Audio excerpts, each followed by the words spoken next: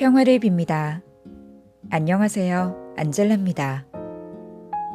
먼저 우리 민족의 고유한 명절인 오늘, 주님의 평화 안에서 새해 복 많이 받으세요.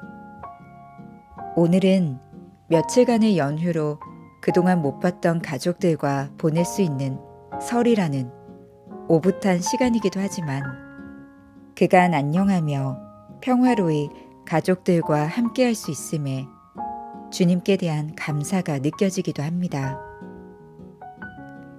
명절 음식 하느라, 가족들과 만남의 시간을 보내느라 참 복닥복닥한 기쁨으로 설을 보내고 계시죠?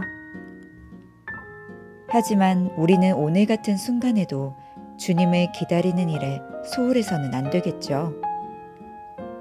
오늘도 여전히 주님을 내 안에 모시면서 가족과 사랑을 나누는 하루를 보내시기 바랍니다. 주님을 기다리고 내 마음을 깨우며 복음 말씀 함께 할게요.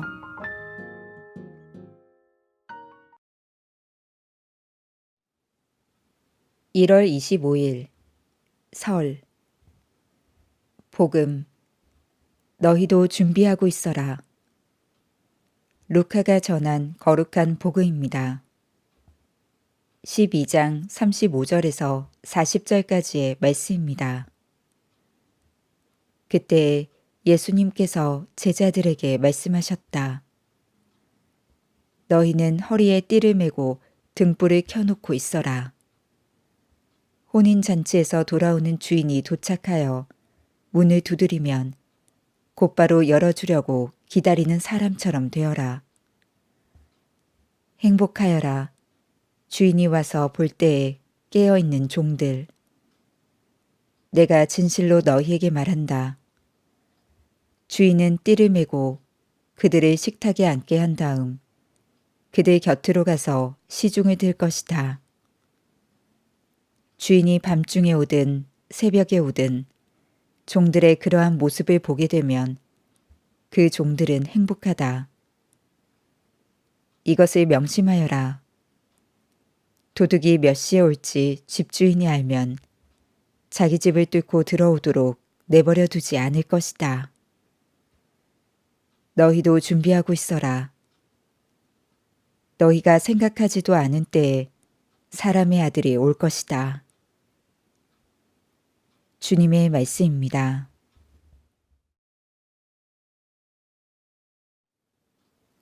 오늘의 묵상. 초대교회는 예수님의 재림을 기다리며 제 신앙의 처지를 점검하고 가꾸어 갔습니다. 제2차 바티칸 공의회는 초대교회 모습에 따라 사는 것이 참된 교회라고 천명하였습니다. 참된 교회 모습을 상징하는 여러 표현 중에 깨어있음은 독보적 가치를 지닙니다. 잠을 자지 않고 깨어있는 것은 무엇보다 제 삶의 본분을 다하는 일입니다. 종이 주인을 기다리는 것이 당연하듯 도둑이 언제 올지 모르는 위험에 촉각을 곤두세우며 집을 지키는 것이 당연하듯 신앙은 특별한 목적을 가진 위대한 업적을 남기는 것이 아니라 지금 삶에 대한 온전한 투신과 삶의 본디 모습을 추구하는 일상의 열정으로 이뤄지는 것입니다. 가끔 살아가기가 너무 힘들어 포기하고 싶을 때가 있습니다. 절망은 희망을 낳는다. 실패는 성공의 어머니다 라는 말들은 전혀 위로가 되지 않습니다. 그럼에도 순탄하고 평온한 삶만을 꿈꾸기보단 고통을 있는 그대로 받아들이는 것이 어쩌면 가장 신앙인다운 일일지도 모릅니다. 초대교회가 그러했으니까요.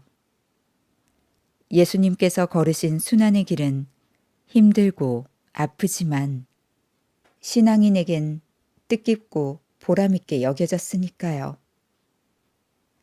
아픈 삶을 이겨내고 나면 장밋빛 미래가 있다는 약속을 받아서도 아니고 후손들에게 영웅적 삶을 자랑하려는 것도 아닙니다. 그저 힘겹게 사는 지금, 오늘이 마지막 시간이고 그 시간을 먼저 사신 예수님에 대한 사무친 그리움 하나로 초대교회 신자들은 하루하루를 살아갔습니다.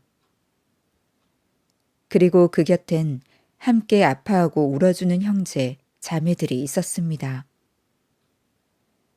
깨어있음은 지금 여기에 온전히 자신을 내어놓는 것입니다. 그 삶이 어떻든 서로 다독이며 오늘을 살자고 다짐하는 것입니다.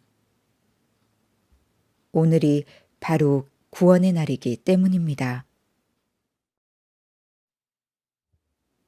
너희가 생각하지도 않은 때에 사람의 아들이 올 것이다. 너희가 생각하지도 않은 때에 사람의 아들이 올 것이다. 너희가 생각하지도 않은 때에 사람의 아들이 올 것이다. 나의 주인이신 주님, 오늘도 주님이 오실 것을 미리 생각하며 기쁠 때나 즐거울 때나 괴로울 때나 슬플 때나 주님을 맞이하기 위해 준비하고 있겠나이다. 아멘. 평화를 빕니다.